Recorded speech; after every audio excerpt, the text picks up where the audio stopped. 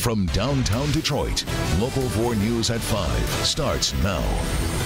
A Shinola employee busted. The feds say this woman, who spent years making those nice watches, was busy smuggling hundreds of them out the back door. A mistake on my DTE bill could have cost me big money. Could the same thing happen to you?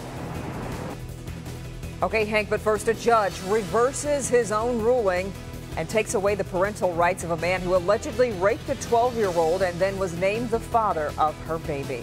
Thanks for being with us for the News at 5. The initial decision had caused international outrage. So let's get you caught up on the case this afternoon. Christopher Mirasolo was convicted of sexually assaulting a 12-year-old back in 2008. Flash forward to last week. A judge granted parental rights to Mirasolo, who's now out of prison. Well, now that judge is rescinding that order. Steve Garagiola live up in Sandusky tonight. And Steve, a lot of confusion and outrage surrounded this case almost immediately. Well, those are the two words that come to mind immediately. There was a lot of emotion, a lot of outrage, and certainly confusion. So let's emphasize the bottom line here. This woman, this mother, will not have to share any joint custody with her rapist. He will not have visitation. He will not have parental rights over this child. The big question through this whole thing has been asked by everyone around the world: how in the world did something like this happen, a decision like this? That takes us to the blame game, and there is plenty of blame to go around. At a rally outside the courthouse before the hearing, the mother, Tiffany, arrived with the hope that the judge would permanently vacate the order that gave her rapist joint custody of her child. I want my son to be free, from this rapist. He doesn't deserve custody at all, and the judge and the prosecutor need to go. No one but the judge was permitted to speak at the hearing. He did vacate the order, but implied that the blame for this mess lies primarily with the prosecutor. The question everyone is asking is, how could a judge do such a thing? The answer is that this judge was not aware, did not have knowledge of the fact that the defendant had raped the plaintiff and the child was born as a result. The chief prosecutor, James Young, points the finger of blame at the Department of Human Services for the fact that the prosecutor's office didn't know the father of the child was the mother's rapist. Obviously, we're going to require DHS to provide us with more information relative to who's coming before us. Both the prosecutor and the judge said they were sorry the victim has had to go through this painful legal ordeal. He was apologetic, I guess I should say, but it wasn't sincere. He doesn't understand what I've been through the last 9 years. I'm proud of my daughter for staying strong, even though inside we're breaking, but we're trying to stay strong and be strong for this, to fight for her son, my grandson. Boy, there's no question this has been an ordeal for everyone involved. But it has also been something of an ordeal for this community. Sandusky and all the people that live in this quiet little town are not used to the world watching and judging. So at 6 o'clock, we'll take a closer look at how they have coped here in this community with this whole legal battle. Kimberly Devin, back to you. Yeah, fascinating to see that. But Steve, so back to the case. Is this the end of the case now, or do they still have other issues that have to be sorted out? Well, we're back to confusion again. That's kind of a maybe yes is the answer in terms of other issues. The judge did not address support, and there are really two aspects to that: what the mother could receive from the state and what she could receive from this man in child support. She is, I believe, by law entitled to the larger amount, and they may have to come back and have another hearing so the judge can rule on that. Yeah. All right, Steve, we'll talk to you again at 6 o'clock. Kim? It is not a proud moment for Shinola. The feds say an employee has been stealing hundreds of watches and selling them on the black market. Local 4's Rod Maloney shows us why the person charged in this crime is causing a big black eye for the company. Shinola was one of the first names attached to Detroit's turnaround, and when they started hand-making high-end watches here in the New Center, it was a real feel-good story with Detroiters as the stars. Former presidents started wearing the watches like Obama and Clinton. But then again in this town, oftentimes great feel-good, bright, shining stories get dimmed a little bit by crime. And that's exactly what happened here. Early on, Shinola put employees like Judith Walker out front, an example of the Detroiters it hired to make its intricate handmade watches. Profiles like the one with this picture in the Toledo Blade quoted Wilson as liking working at Shinola better than at GM's Poletown plant and claimed that she loved the company. This information filed in federal court says otherwise. The 3-page fraud charge accuses her of stealing watches, hundreds of them, and selling them for her own profit. In laying out how the scheme worked, the feds claimed Judith Walker caused an Apple iMessage containing the following text to be sent, quote, "Tell your boy I have another pink one with the diamond. Regular $2,800, his price $1,100, end quote. An information means a plea agreement is being worked out, so either Walker is going to plead guilty on her own, or she's willing to trade knowledge of the crime for a lesser sentence if she testifies against others involved. Either way, the normal arraignments and guilty pleas tend to happen all on the same day. Hundreds of watches sold at thousands of dollars is a hefty haul, and the feds want to get Shinola its money back, but they claim Walker doesn't seem to have it, and they're working out a forfeiture agreement with her. So far, there is no court date yet for Walker to make her next appearance. In the meantime, the feds say that Walker started taking these watches back in 2015. She's 41 years old, lives in the city of Detroit. Back to you. Amazing that it went on for so long here, Rod. What does Shinola have to say about this? Well, in a word, nothing. We called and asked and see if they wanted to say anything. They said they had nothing to say, and so we'll have to wait and see if they perhaps have something to say when this gets to court. Yeah. Okay, we know you'll keep us posted, Rod. Thanks. Meanwhile, there will be no jail time for a Southwest Detroit woman who used a taser on a Detroit police officer. Video recorded in July on Clippert Street showed 27-year-old Erica Garcia when she fired a taser at officers investigating suspicious people in a car. Garcia pleaded guilty to assault and resisting police. She spoke in court today about justifying the action she took. I've seen plenty of videos of police officers beating people up for no reason, and people just recording the people not even hitting them back. I'm just not just going off the taser people. I work hard for my kids.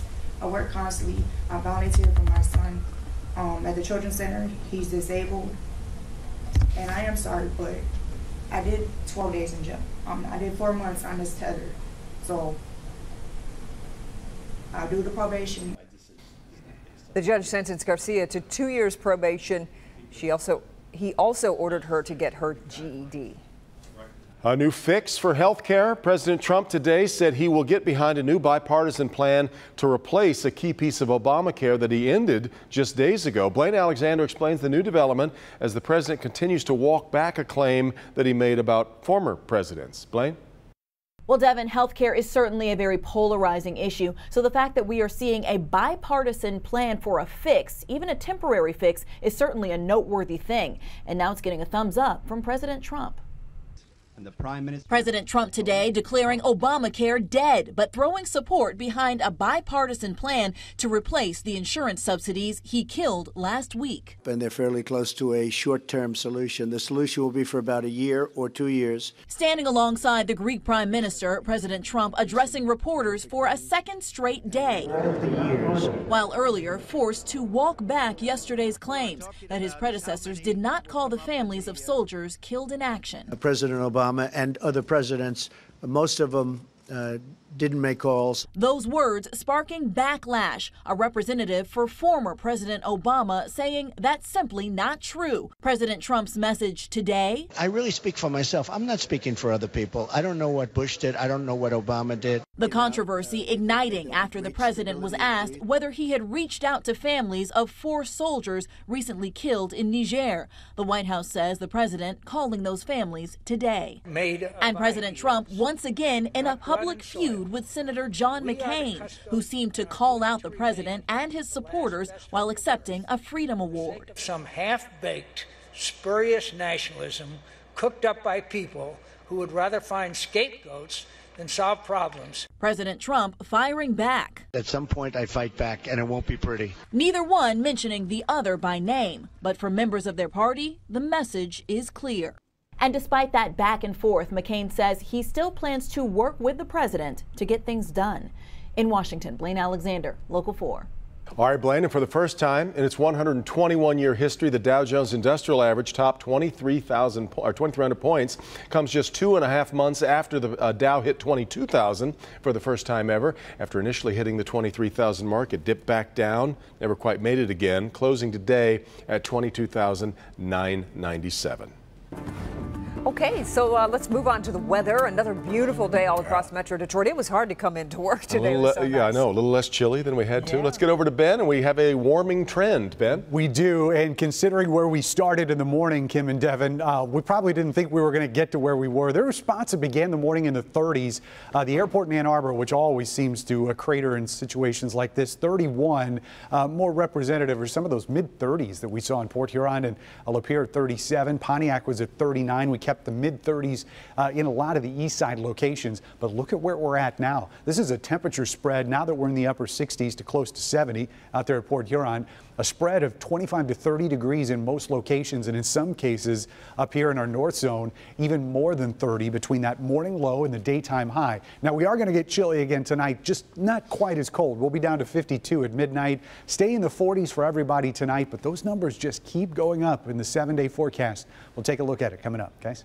Okay, Ben, the woman accused of fatally shooting her co-worker at Burlington Coat Factory in Taylor has been charged. Police say Sandra Waller got into an argument with Marilyn Faison early yesterday morning at the store on Eureka Road. During the argument, Waller pulled out a gun and shot Faison in the chest. Prosecutor Kim Worthy charged Waller today with first-degree murder and felony firearm charges. She'll be arraigned tomorrow morning at 9 a.m. A man who challenged police online learns his lesson the hard way. New here at 5, what a judge did today that quickly had the man known as Champagne Torino question his decision. Also a tense situation for hours on Detroit's west side. New here at 5, how a misunderstanding had the Detroit police SWAT team surrounding and then swarming a motorcycle club. Hank? And Devin, a misunderstanding on my DTE bill, a small mistake that I spotted here on the second page. It could have cost me big money, and it could happen to you. Television. New at 6. You ever seen this at a city council meeting? You'll hear from some of the elected leaders who took a knee during the Pledge of Allegiance in one local community. Plus, fighting back what one Quasin business owner is doing to try to stop the man who opened fire during a road rage incident. When auto bill pay and automatic withdrawal comes along, many of us don't even bother looking at the bills when they arrive in our mail or our inbox. We don't have to. That's true, but tonight a warning from our own consumer investigator. A small error in his DTE bill could have created a big issue. Hank Winchester joins us live from DTE with an important warning for you tonight. Hank? Yeah, Kimberly, Devin, everything on the front page of the bill was correct. My name, my address, my account number, but I flipped it over and took a closer look, and I found what could have been a big mistake. The bill had my name, my address, but as I scanned the charges on the second page, a surprise. My account was tied to an unknown address, one on Birch Street in Taylor, a home about 30 minutes from mine. I went there yesterday to see the home, and I was looking for the homeowner. Nobody was there. So I contacted DTE, and after many calls, I was told it was simply an error made by a representative. But had we not spent time reviewing the bill, we likely would have just paid it. A spokesperson tells me our customer service representatives go through a rigorous training process, but occasionally human error occurs. We encourage customers to always be familiar with their bills, especially this time of year when the weather is changing. It's important to note the number of days in the billing cycle as well as the average temperature compared to the previous month, as these factors affect the amount due. It may be your utility bill, it may be your credit card statement, it may be your cell phone bill. You need to look at all pages because there may be fees that you're not expecting. Melanie Ducanel says you should always review your entire bill, especially with so much concern after the Equifax hack. Equifax, the thing is we're going to have to be vigilant for many, many years. What the hackers are now doing is that they will sit on your information for several months to several years, and then out of the blue, it will pop up and say, let's go get some free credit on your behalf. And so when I first got that bill last week and I saw my name associated with a different address, I of course thought this is a classic case of identity theft. But after a thorough investigation, DTE says they don't believe that is the case. They believe this is just an error that was made. The problem has now since been corrected. We're live here tonight. Hank Winchester, back to you. Unbelievable. I never check my bill. In fact, I don't even get one. I get it in email, like an e-bill, so I don't even look at it. My goodness. Well, has DTE been getting any similar complaints like this one, Hank? They say they deal with isolated cases of errors like these. We've been hearing more about possible identity theft issues, but again, it's another example. Whether you get an e-bill or a hard copy mailed to your home, you need to open that up and look at it line by line. Just make sure that the account numbers match with your own address. Yeah, back to you. Looking at it. Okay, Hank, thank you. Boy, convenience can be expensive. I tell you what, you got to be on your P's and Q's. I haven't looked at ages at that. That's really good, yeah. All right, let's bring in Ben, and we got through what he told us was going to be the chilliest night of the stretch. Yes, and those now? are numbers you don't want to look at either. Just kind of go like this when you leave the house. But we've recovered nicely after a very chilly start. We're in the 60s right now, at least at Metro Airport, 69 there, and you can see the 70s on the other side of the lake. Milwaukee's at 73, Chicago's at 70. We will get into the 70s for a good chunk of us tomorrow, or at least hit that mark.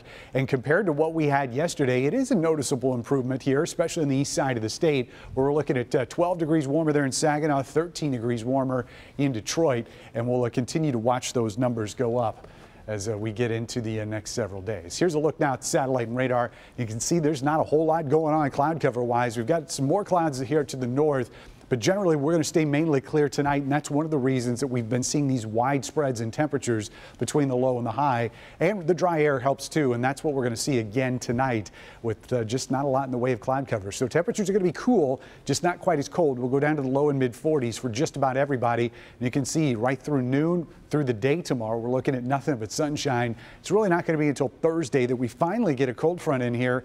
It's going to be weak. There's not really going to be any precipitation with it. That's all going to stay to the north. We'll probably see a few extra clouds, and that's it. Otherwise, it's really not even going to stop our warm-up. The temperature's still going up as we head into the upcoming weekend. So tonight, we'll call it 45 in the city. Clear skies. I think everybody will be in the 40s as we'll finally escape those 30-degree numbers. Here's a look at highs tomorrow, which are going to be just a little bit better than what we did today. We'll hit 70 in the city. There will be some upper 60s downriver and closer to M59. South zone temperatures probably hitting 70 in Lenawee County as well, slightly cooler out here towards Monroe. West zone highs, well, it's mostly upper 60s, and same goes for our north zone too, except for a stretch right along M59 where we're going to see 70 degrees there. So generally these numbers are going to be fairly tightly clustered tomorrow, but look at how much sunshine we've got in store all the way through the upcoming weekend. Sunday late is when our next chance of a shower comes in, and right now it looks like that's going to be in the evening hours and then continuing into Monday. But those numbers start tumbling early next week. We go back to highs in the 50s by Tuesday afternoon, which is where we're going to start some of those mornings on the weekend. I just told Kim, I noticed on the map we're as warm as they are in Marquette right now, and that doesn't happen very often this time of year. Not in October, no. Something. Crazy. All right, Ben, thank you. All right, talk about a bold campaign promise. New tonight, we'll introduce you to the person aiming to make your next trip to the Secretary of State's office a whole lot smoother. But coming up first, a car plows straight into a home in Saginaw. Why the driver might not be charged in the case when we come right back. Across Michigan, stories from the state capitol in Lansing and over in Muskegon County. But we want to start in Saginaw Township. That's where a car plows into a house. It happened yesterday just before 5 o'clock. Police believe the driver had a medical emergency causing that crash. The driver had minor injuries. The homeowner wasn't hurt. The crash remains under investigation. Moving over to Muskegon County, where jury selection has started in the long-anticipated trial of Jeffrey Willis for the murder of Rebecca Bletch. Willis is accused of shooting Bletch several times in the head while she was out for a jog. The trial scheduled for 11 days. Jury selection expected to take up several of those. Willis will later face trial for the kidnapping and murder of Jessica Herringa and the kidnapping of a teenage girl whose escape led investigators to Willis. And news out of Lansing. Legislation up for a vote in the Senate today could eliminate or lengthen the statute of limitations for filing charges in sexual assault cases. This would allow a prosecution at any time for second-degree sexual conduct if the victim is younger than 16 years of age. In cases of third degree, the statute of limitations would rise to 20 years after the offense or the victim's 31st birthday. That is 10 years longer than now. New at 5:30. The school year is well underway, but what you do at home is key to your child's success. how small changes to your routine can have a big impact on their future success. They've got plenty to talk about. NFL owners and players sit down amid growing controversy over anthem protests. The man known as Champagne Torino on Facebook, that guy who challenged Redford Township Police, well, he was in front of a judge today. And let's just say the judicial system may have gotten the last laugh. Really collect. He tempted fate. Now he's doing time. The man who taunted Redford Township Police on Facebook learns his lesson the hard way as he's hauled off to jail. The wanted man, infamously known as Champagne Torino, is in jail right now. Michael Zadell taunted Redford Township Police on Facebook, saying if his post got 1,000 shares, he'd turn himself in and bring a dozen donuts with him. That post quickly got to 1,000 shares, and now he's behind bars. Priya Mann was in court today as he learned this champagne, I guess you'd say, learned he'd been popped. Priya. Well, I think it's safe to say the laugh stopped the second he faced a judge. Now, this guy, he was wanted for drunk driving, attempted assault, larceny, trespassing all over Metro Detroit. That post, by the way, as of right now, been shared more than 4,400 times. The laugh stopped, and the judge did not let up. So you're really not interested in complying with probation, right? I mean, as far as money goes, and we're not talking about money. We're talking about you doing anything. Judge Charlotte Worth wasn't letting 21-year-old Michael Zadell off the hook. You failed to submit to any random drug and alcohol testing. You had an outstanding balance. You never completed your work program. As the list went on and on, Zadell sat stone-faced with his arms crossed until he tried to explain himself. Well, to be honest, I mean, I don't have the means to get back and forth from Redford where I stay at, and the things that Judge Karen Khalil has given me to do, it's impossible. Zadell got his 5 minutes after challenging Redford Township Police on Facebook earlier this month. The guy known as Champagne Torino said if the police post got more than 1,000 shares, he would turn himself in. It was shared a lot, and on Monday night, he turned himself in, bringing donuts and a bagel. We did it in a fun manner, but our intent was legitimate and serious the entire time. What'd you do with the bagels and donuts? No comment. The wise guy known as Champagne Torino will spend at least the next 39 days in jail. And sometimes that in and of itself is a help for people to realize that they need to get their life back in order. Thank you, ma'am. Now, if Zadell can't pay his fines within the next 39 days, the judge ordered him to spend another 30 days behind bars. Reporting live, I'm Priya Mann, Local 4. Crazy. All right, Priya. Well, a wild scene played out this morning on Detroit's west side. A man and woman were both injured after they exchanged gunfire at the Soul Devils Motorcycle Club. Police originally thought it was a barricaded gunman situation, but that quickly changed. Coco McAvoy shows us how this bizarre story played out. We have an update for you from Detroit's west side where police believed there was a barricaded gunman. They've received new information and we're passing that along to you. We have now learned that there was gunfire exchange between a 28-year-old woman and a 35-year-old man. Let's show you some video that we shot overnight. Police say a 28-year-old woman and 35-year-old man were at Soul Devils Motorcycle Club last night for a party. Both are members of the club. Police say things got out of hand. Both were intoxicated, and police describe what is believed to have happened next. Allegedly, he propositioned her for sex. She denied it. Argument ensued, and then an exchange of gunfire resulted. The 28-year-old woman told police the 35-year-old man was still inside of the club, so they treated it as a barricaded gunman situation. But they later found out from a local hospital that the 35-year-old man drove himself to the hospital for treatment. He had a gunshot wound to the arm. So again, the 35-year-old man is in the hospital for treatment. The 28-year-old woman was transported to the hospital from the scene here. She had a gunshot wound to the face. She was grazed, though, so she's expected to be okay. The 35-year-old man is also in stable condition. We'll, of course, keep track of this story as police continue to investigate. On Detroit's west side, I'm Coco McAvoy, Local 4. Detroit Attorney Jocelyn Benson is officially in the race to be Michigan's next Secretary of State. In fact, first Democrat to enter the 2018 Secretary of State's race. Benson says if elected, she'll introduce a 30-minute guarantee on wait times at Secretary of State's offices and would fight to ban new vehicle fees. She also said she'd work to make Michigan, quote, the national model for election security and protect elections from tampering and hacking. Ford is offering free repairs for more than 1 million of its Explorer SUVs. Not a recall, but Ford is offering repairs for all 2011 to 2017 Explorer models for a possible carbon monoxide leak. Now, these are repairs that will be done for the peace of mind of the drivers, not because of any defects, according to Ford. Customers can take their vehicle to any Ford dealership for the repairs from November 1st through December 31st of this year, so 2 months to get it done. Ground broke today on the Ella Fitzgerald Park, which is going to be the centerpiece of the revitalization of the Livernois-McNichols area. Several different officials, including Detroit Mayor Mike Duggan, were at the event earlier today to promote bringing people back into the city's neighborhoods. The mayor talked at the event, outlining what the park will bring to the community. We're going to break ground today on the Ella Fitzgerald Park that by next summer we'll have basketball courts and grills and picnic areas and walking trails. It'll be a place of beauty at the center of this neighborhood.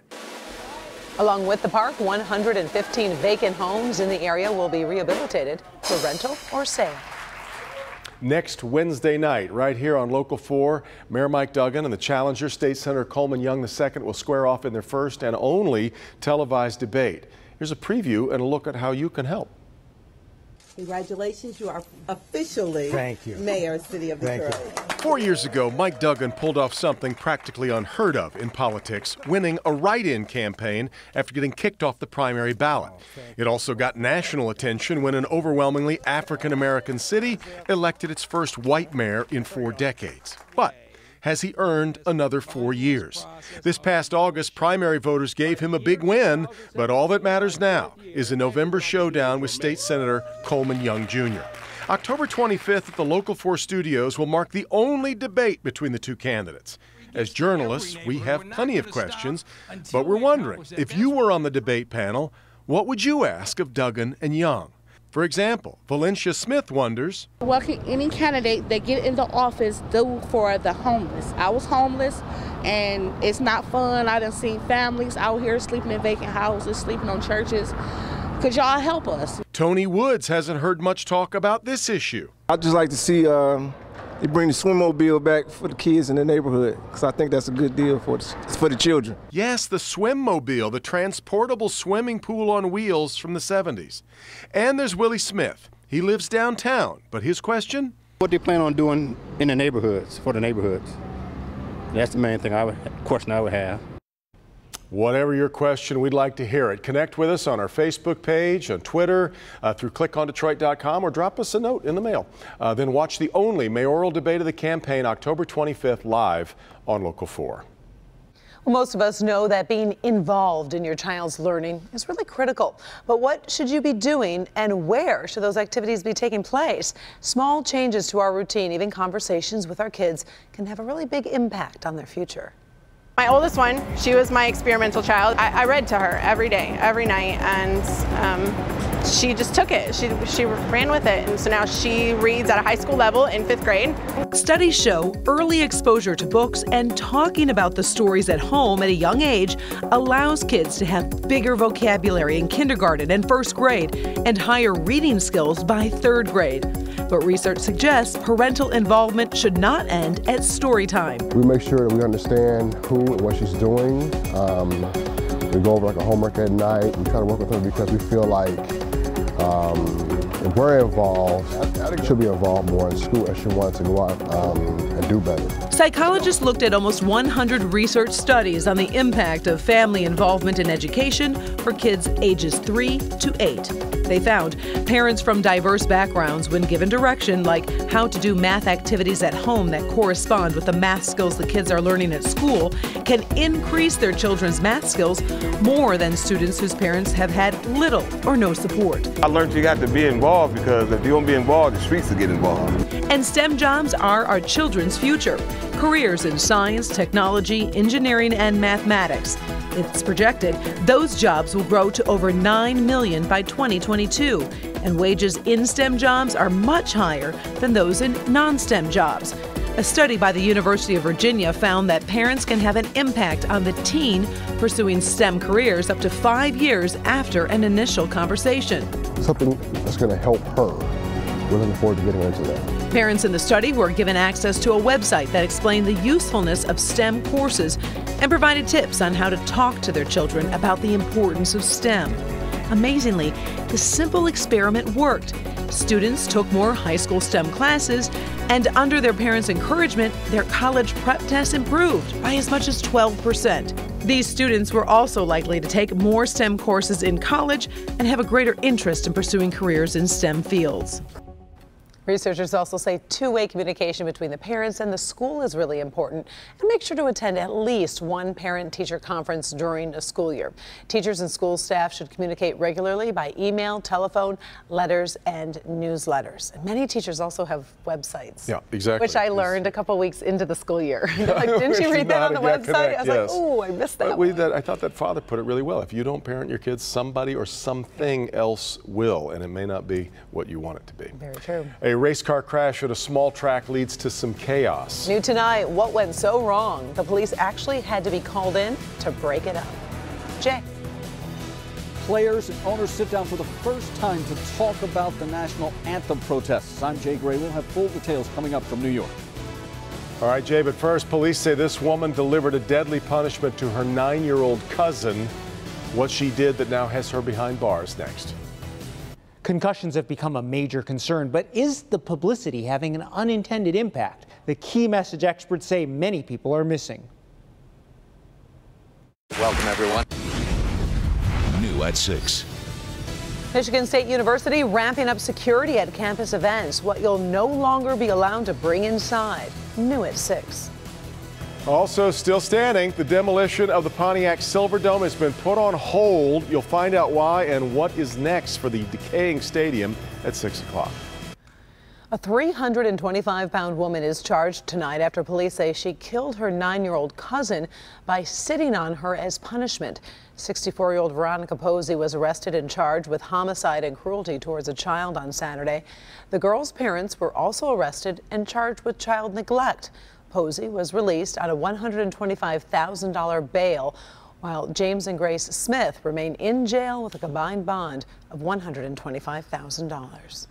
Detroit Lions owner Martha Ford, along with team president Rod Wood, in New York tonight as NFL owners hold a 2-day meeting to discuss issues that are facing the league. And of course, we would expect the ongoing controversy over players kneeling during the national anthem to be a big topic.